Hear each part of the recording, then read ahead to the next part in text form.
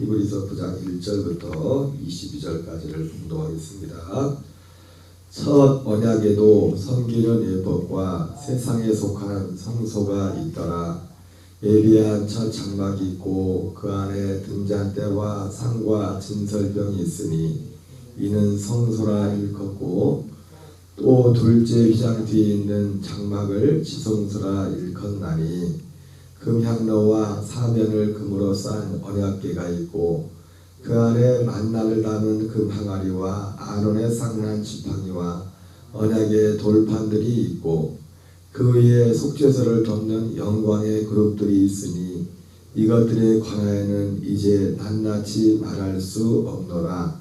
이 모든 것을 이같이 예비하였으니 제사장들이 항상 첫 장막에 들어가 섬기는 예식을 행하고, 오직 둘째 장막은 대제사장이 홀로 1년에 한 번을 들어가되 자기와 백성의 허물을 위하여 드리는 피 없이는 아니하나니, 성령이 이로써 보이신 것은 첫 장막이 서 있을 동안에는 성소에 들어가는 길이 아직 나타나지 아니한 것이라. 이 장막은 현재까지의 비유니 이에 따라 드리는 예물과 제사는 섬기는 자를 그 양심상 온전하게 할 수 없나니, 이런 것은 먹고 마시는 것과 여러 가지 씻는 것과 함께 육체의 예법일 뿐이며 계약할 때까지 맡겨둔 것이니라.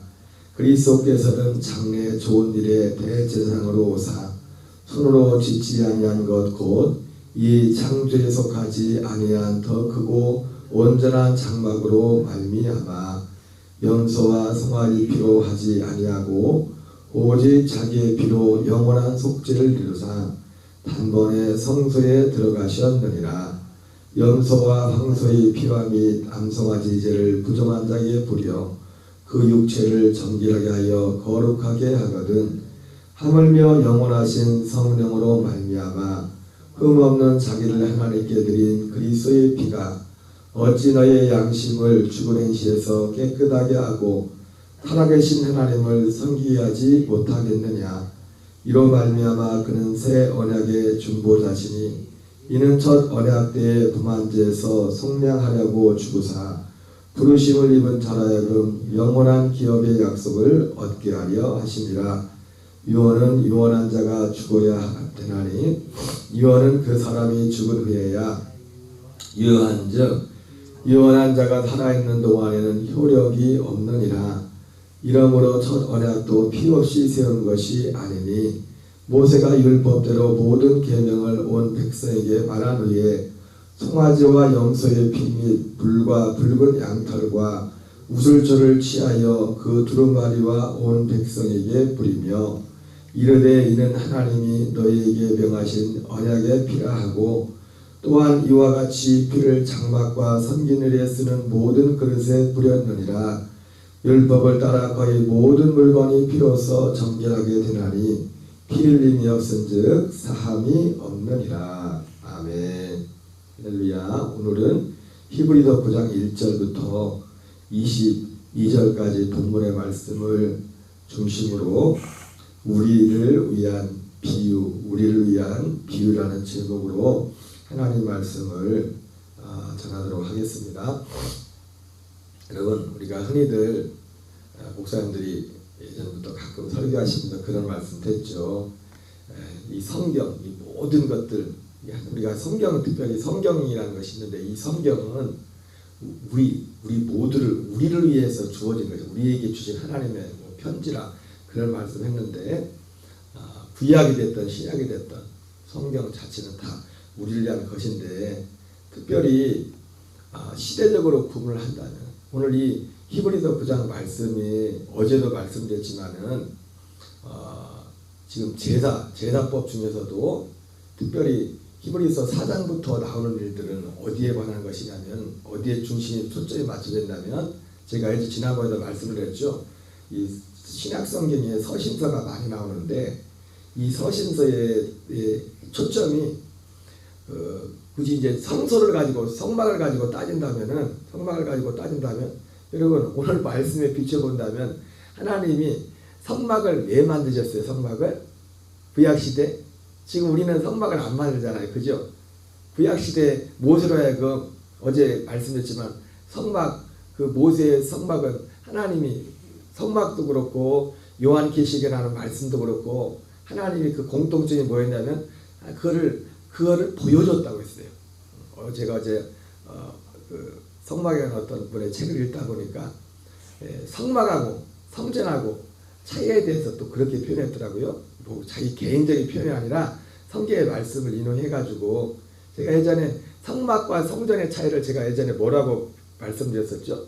비유를. 근데 그분도 거기에 그렇게 표현을 하긴 했던데 성막과 성전은 사실은 똑같은 거라고 했죠. 똑같은 건데 제가 굳이 차이를 둔다면 성막은 이동식이고 카메라가 이동식 있지 않습니까? 성전은 고정식이라고 했잖아요. 근데 그분도 책에 그렇게 표현을 해놨다고. 근데 차이점이 있다면 제가 그걸 새로 알게 된 건데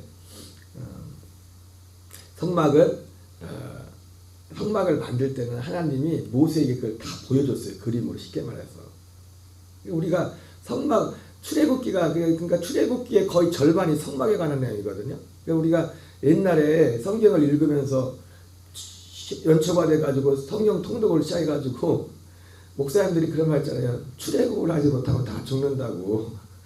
왜냐면 그 출애굽기에 이 성막에 관한 내용들이 절반이 되다 보니까 너무 힘들어요. 성막에 그냥 읽으려고 하면은. 그리고 어제 말씀드렸지만 똑같은 내용이 성막에 관한 내용이 출애굽기에 2번 나오거든요. 왜 2번 나온다고 했어요? 처음에는 이렇게 만들어라 하고 보여준 거 그대로 그 내용이 나오고 두 번째 때가 만들고 나서 하나님 이렇게 가르쳐준 대로 그대로 똑같이 만들었어요. 그래서 그래가지고 이제 출애굽기에 2번에 이제 그게 나온다고요. 여러분 어제도 말씀드렸지만 강조하죠. 우리의 믿음은 내가 믿고 싶은 걸 믿는 게 아니에요. 하나님이 보여준 거. 하나님. 제가 그래서 요즘 자주 표현했던 그 표현이 뭐냐면 하나님이 확정했다. 확정. 우리의 믿음을. 우리의 믿음과 구원을 확정해놨다고. 하나님이 애정해놨다고. 그래서 제가 그 애정에 대해서도 말할 때 그 애정의 핵심을 초점을 어디에 두라고 했어요?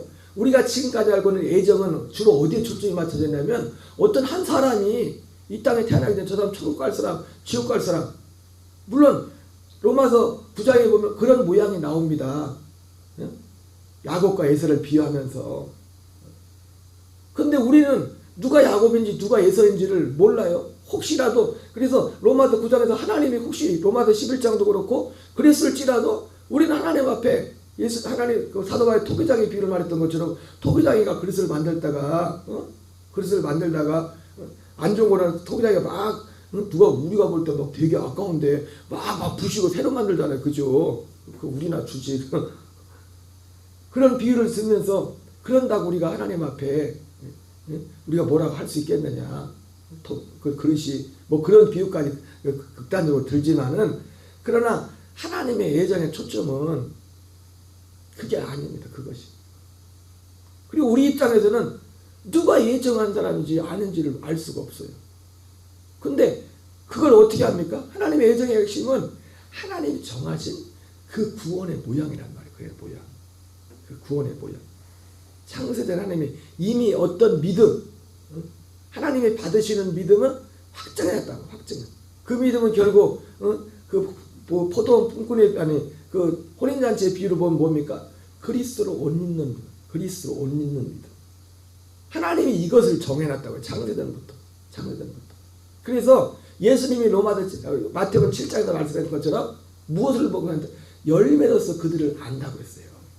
열매를 보면은 우리는 알 때부터 저 사람 천국 갈 사람이 지옥 하나님 이걸 정했어. 그게 아니라 하나님은 이미 하나님이 택하신 자들의 믿음이 뭔가를 열매를 정했다고요. 그래서 제가 엊그제도 말씀드렸지만 로마서 8장 28절에 400바이 때 말씀드렸지만 하나님을 사랑하는 자, 그 뜻대로 부르심을 입은 자가 뭘 보고 알아요? 그 로마서 8장 29절부터 30절에 나오는 그 열매를 보고 그 열매가 그 사람에게 있는가. 하나님이 미리 아신 자들을 미리 정하시고. 왜 정하죠? 미리 그게 예정이랬죠. 하나님이 어떤 구원의 모양을 정해놨다고요. 미리 정하시고. 그 아들의 형상을 본받기 위하여 미리 정하셨다고 했어요. 그게 하나님의 핵심이고 예정의 핵심이고, 그리고 그 예정이 결국 그 모든 것들이 뭐예요? 오늘 말씀과도 관련되겠지만 이것이 다 이 정한 것이 누구? 오늘 우리를 위해서 정해놓은, 우리를 위해서, 우리를 위해서 그 하나님이 정하신 그 정한 것이 히브리서 11장 39절 40절로 표현하면은 그것이 그 히브리서 11장은 그 사람들에게도 아직 이루어지지 않았다고요. 그래서 거기도 뭐라 표현했을까? 우리가 아니면 모세같이 그런 엄청난 사람들, 세례같이 엄청난 사람들, 그 엄청난 사람들도 우리가 아니면 저들도 온전함을 받지 못한다고 그렇게 표현하고 있어요. 오늘 왜 장구하게 이런 말씀을 드리냐면, 어제와 말씀과도 관련이 되는 거지만 이 제사법이라는 것도, 이 제사법이라는 것도 그 말씀하다 여기까지 왔는데, 우선 성막과 이 성전의 차이는, 성막의 설계는 모세가 받았고 성전의 설계는 누가 받았냐면 다윗이. 그 아들 솔로몬에게 그 성전을 짓게 하지 않습니까? 근데 성막과 성전의 차이가 있다면, 성막은 그림으로 그림으로 보여줬어요. 그림으로 모세에게 설계도, 쉽게 말해서 설계도를. 그래서 원어에 보면은 둘 다 거기에 우리 번역에 다르게 됐는데, 그 책을 쓴 분이 보니까 원어에 이렇게 표시되어 있는데 보니까 똑같이 설계도라고 되어 있어요. 설계도.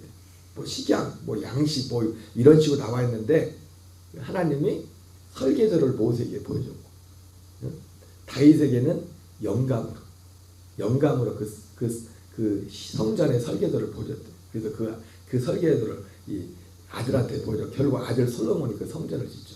자, 그럼에도 불구하고 이 성막을 지은 것도 그렇고 성전을 지은 것도 그렇고 똑같습니다.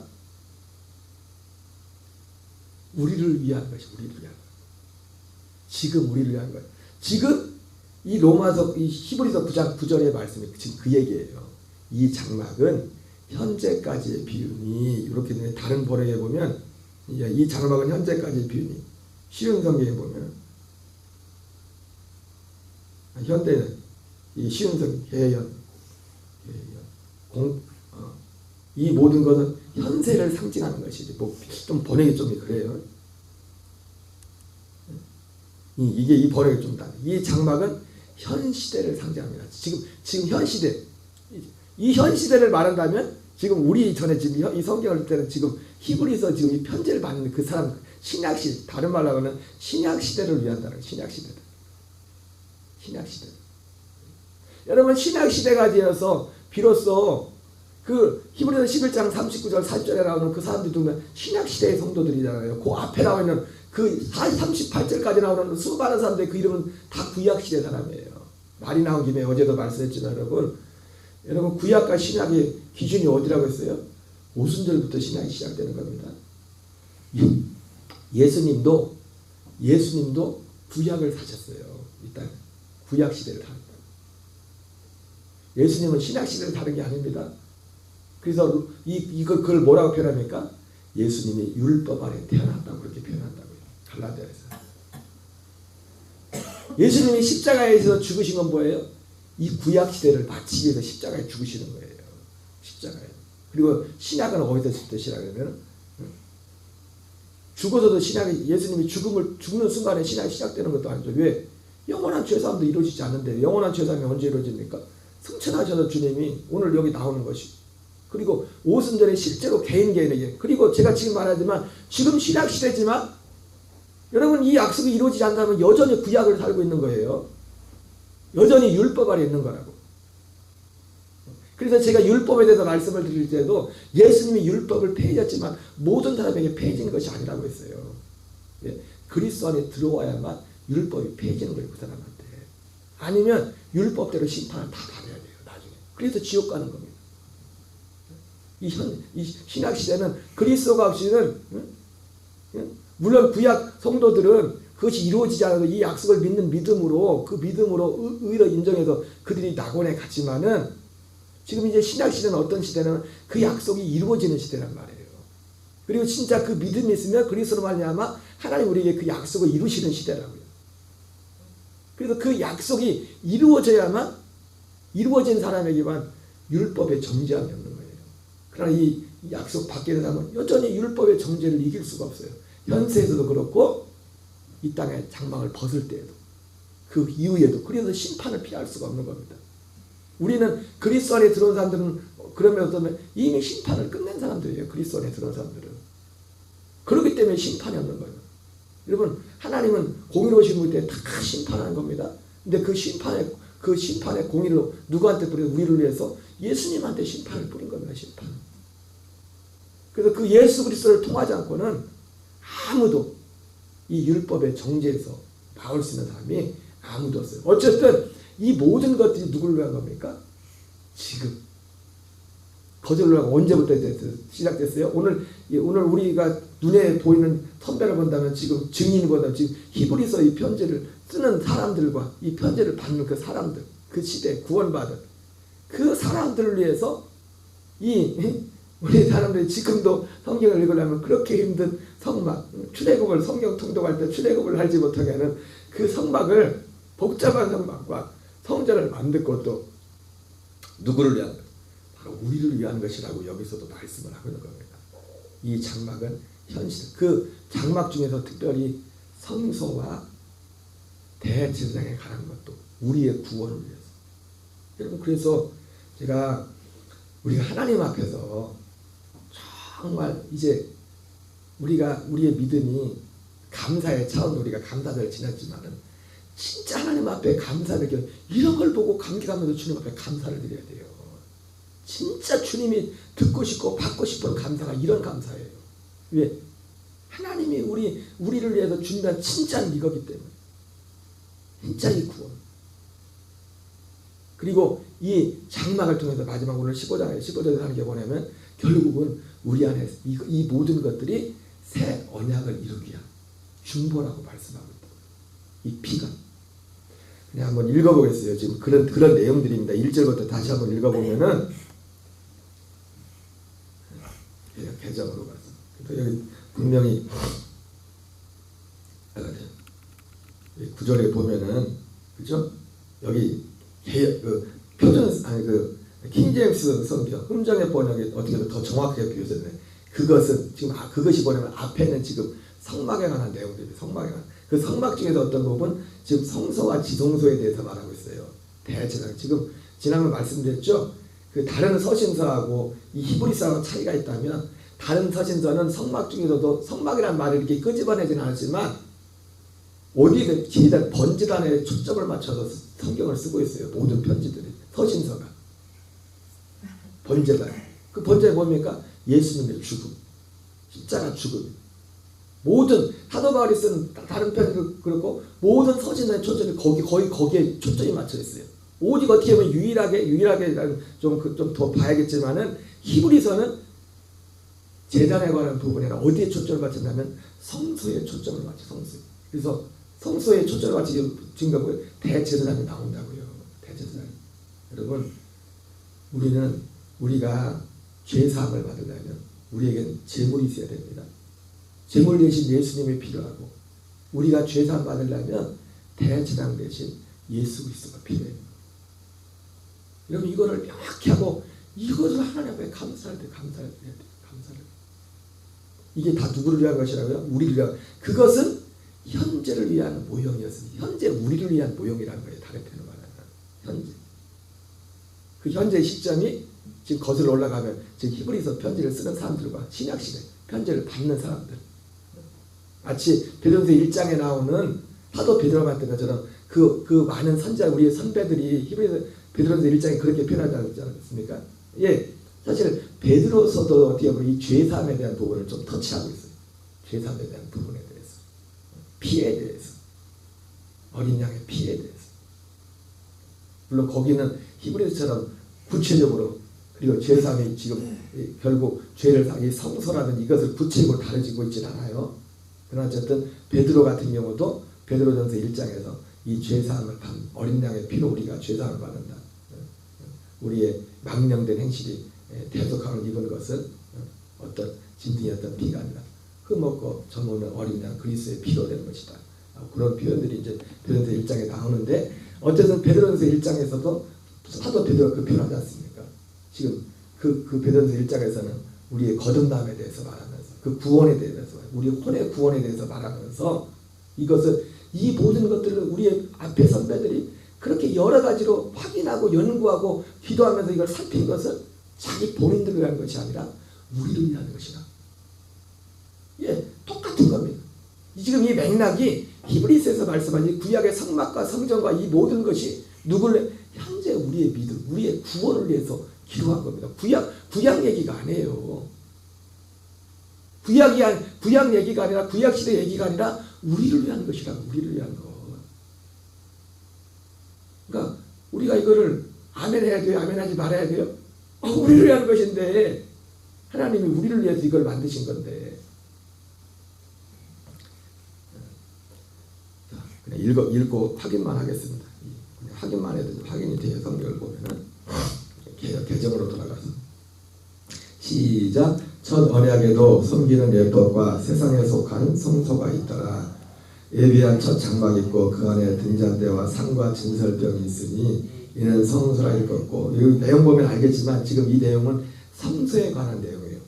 그냥 글만 잘못 보면은 이 첫 장막 이런 거 보면은 마치 이게 헷갈릴 수가 있는데, 이제 구약 시대의 성막 중에서 특별히 성소 부분에 성소와 지성소, 그걸 어떻게 합니까? 거기 여기에 나와 있는 이 기구들을 보고서 우리가 알죠. 이 첫 장막이 뭔지.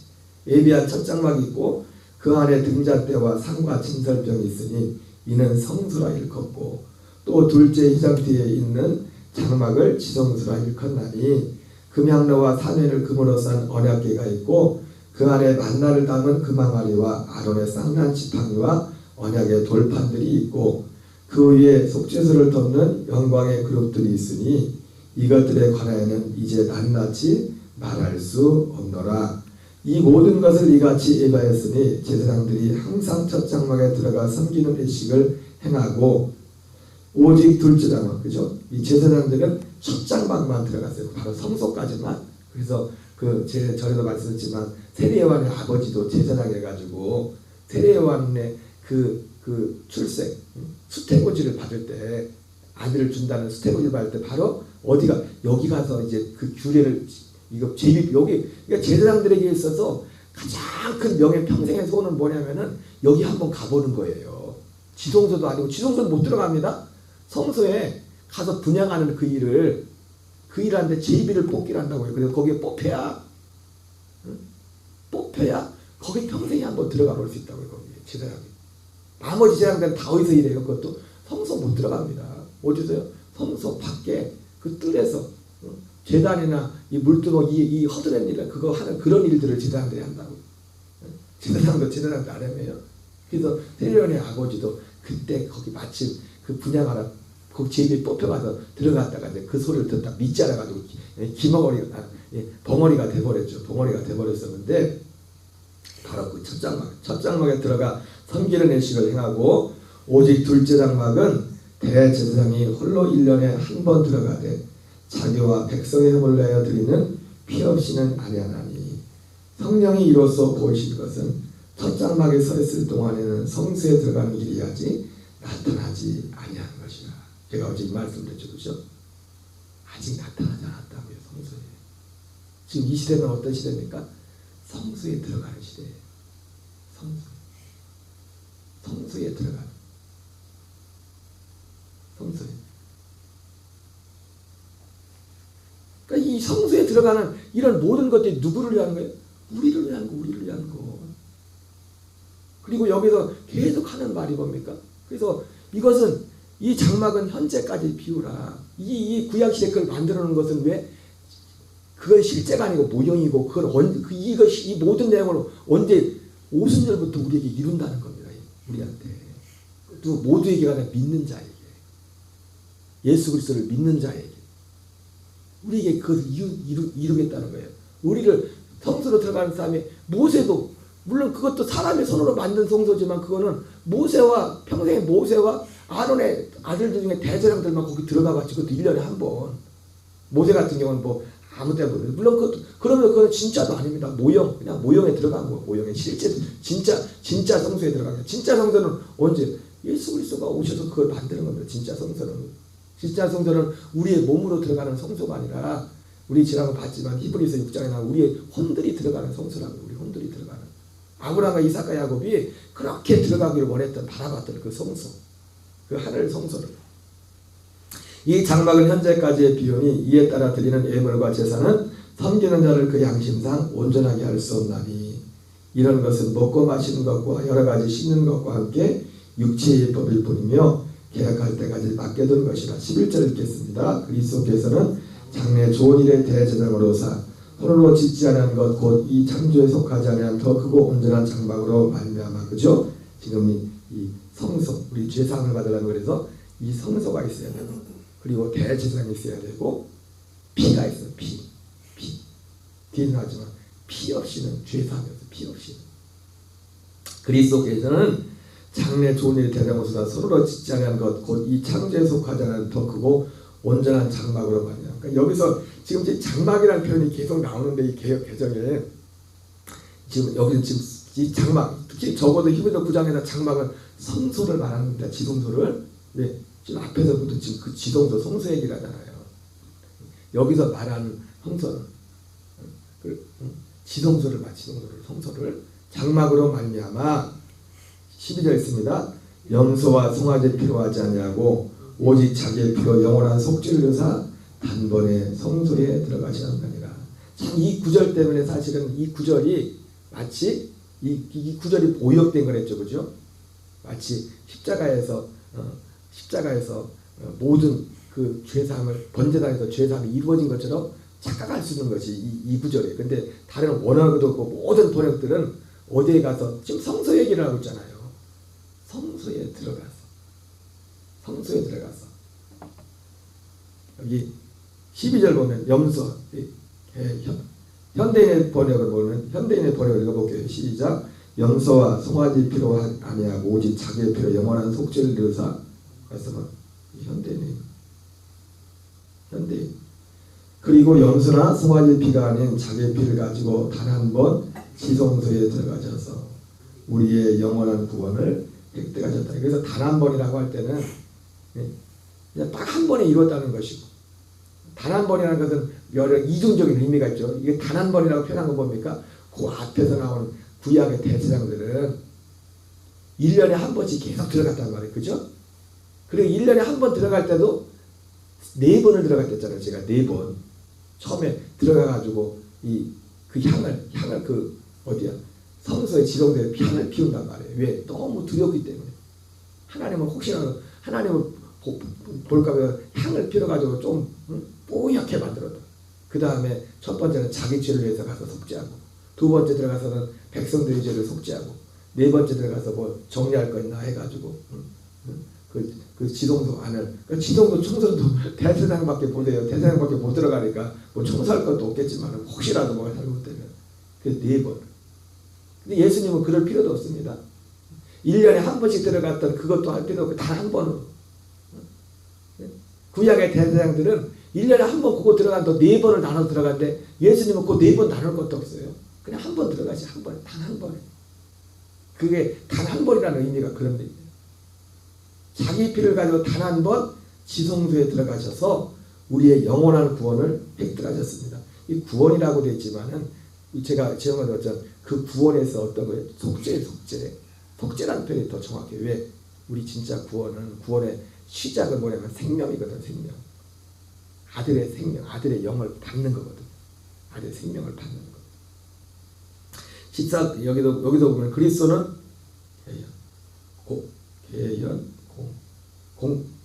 공동번역도 보면 그리스도는 단 한 번 지성소에 들어가셔서, 그죠? 성소에 들어가셔서 속죄를 하는. 성소에 들어가서 뭐 더 볼 것도 없습니다. 다 나머지 원어까지 다 그렇게 번역이 되어 있어요. 오직 개역 개정만 정반대로 번역이 되어 있어요. 다른 모든 번역은 성소에 들어가서. 자, 13절 염소 황소의 피와 및 앙송아지 제를 부정한 뿌려 그 육체를 정결하게 하여 거룩하게 하거든 하물며 영원하신 성령으로 말미암아 흠없는 자기를 하나님께 드린 그리스도의 피가 어찌나 양심을 죽은 행실에서 깨끗하게 하고 살아계신 하나님을 섬기게 하지 못하겠느냐. 이로 말미암아 그는 새 언약의 중보자시니 이는 첫 언약 때의 도만제에서 성령하려고 주고사 부르심을 입은 자라 이거 영원한 기업의 약속을 얻게 하려 하시니라. 그러면서 자 말씀을 마치는데, 그런데 이 예수님의 이 피를 통한 속죄, 지금 이런 말면 그는 예수 그리스도를 말하는 거죠. 예수 그리스도 어떤 일부터 부활하고 승천하시어서 우리의 멜기세덱의 반차를 따르는 대제사장 되신 예수 그리스도를 말하는 겁니다. 그 예수 그리스도는 새 언약의 중보자니, 이걸 다른 표현을 말하면 죄사함은, 영원한 죄사함은 새 언약의 중보니, 이렇게 표현해서 틀린 게 아닙니다. 새 언약의 중보, 새 언약. 새 언약 우리가 충분히 살펴봤습니다. 자, 그러면서 이 보조 설명을 하고 있어요. 16절부터 같이 읽어보겠습니다. 근데 그 새 언약의 중보가 결국 뭐냐면 어린 양의 피라는 겁니다. 피가, 그 피가, 우리의 죄를 사는, 우리 영혼의 죄를 사는 그 피가 새 언약의 중보다. 그 얘기를 또 하는 겁니다. 16절, 유언은 유언한 자가 죽어야 되나니, 그죠? 그잖아요. 어떤 유언한 건 죽어야 되잖아요. 유언은 그 사람이 죽은 후에야 유효한즉 유언한 자가 살아있는 동안에는 효력이 없느니라. 이게 지금 왜 이 얘기를 하는 겁니다. 앞에서 말한 그 하나님의 새 언약이 결국은 새 언약이라는 거예요. 그 새 언약을 그게 실행되려면 언제 돼야 되나? 죽어야 된다는 거예요. 죽음 후에. 그래서 그 죽음의 상징이 뭐냐면 피라면 피. 어린 양의 피. 그 피가 새 언약의 보증이다. 새 언약의 중보다. 효력이 없느니라. 이러므로 그래서 피 얘기라는 겁니다. 죽음 얘기라면서. 이러므로 첫 언약도 피 없이는 세우는 것이 아니라. 그래서 피로 세웠다. 피는 죽음을 상징하는 주님의 피.